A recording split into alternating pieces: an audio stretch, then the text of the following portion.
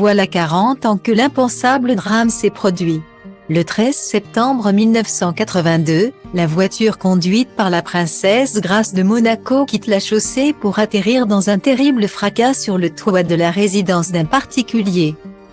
Transportée à l'hôpital avec sa fille Stéphanie, 17 ans, qui se trouvait à ses côtés. L'épouse du prince régné ne survivra pas à ses blessures. Elle décède le 14 septembre aux alentours de 22h15. Mais pourquoi l'ancienne actrice fétiche d'Alfred Hitchcock avait-elle pris le volant? Elle qui n'aimait pas conduire sur cette route? Le magazine Soir Mag revient sur la chronologie des événements et révèle que la mère de Caroline et Albert avait souhaité avoir une discussion avec sa cadette. Cette dernière, alors jeune bachelière, rentrait de vacances paradisiaques avec son amoureux dans les Caraïbes, avait en effet décidé de ne pas faire sa rentrée à l'Institut du Design et de la Mode de Paris comme cela était prévu. Stéphanie avait à la place envisagé de suivre son cher et tendre dans sa voie. La course automobile. De quoi mécontenter Grace de Monaco, qui aurait donc décidé de remettre de l'ordre dans les affaires de sa fille. La vie en aura donc décidé autrement. Sans doute victime d'un AVC, Grace de Monaco perd le contrôle de son véhicule. Lorsqu'elle décède le lendemain, Régnier désemparé appelle l'amoureux de sa fille à la rescousse.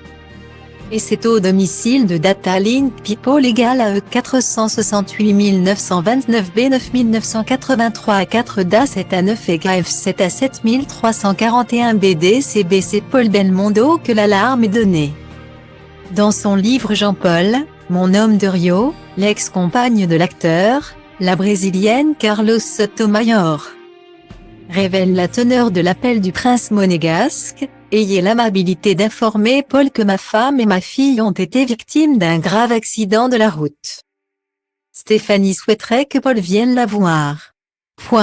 Pendant l'hospitalisation de la toute jeune femme, handicapée par de nombreuses fractures, Paul est à ses côtés. Omniprésent, il sera d'ailleurs admirable pendant la longue période de deuil qui va suivre, peut-on encore lire. C'est en 1984 que le destin se charge de séparer ceux qui ont pris l'habitude de s'afficher en couverture des magazines. Au mois d'août, la princesse croise le chemin d'Anthony Delon qui vient de sortir de prison.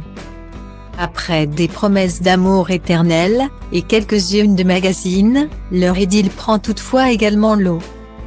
Peut-être pour se faire pardonner de lui avoir volé sa princesse monégasque, c'est Anthony Delon qui présentera la jolie Luana à Paul Belmondo.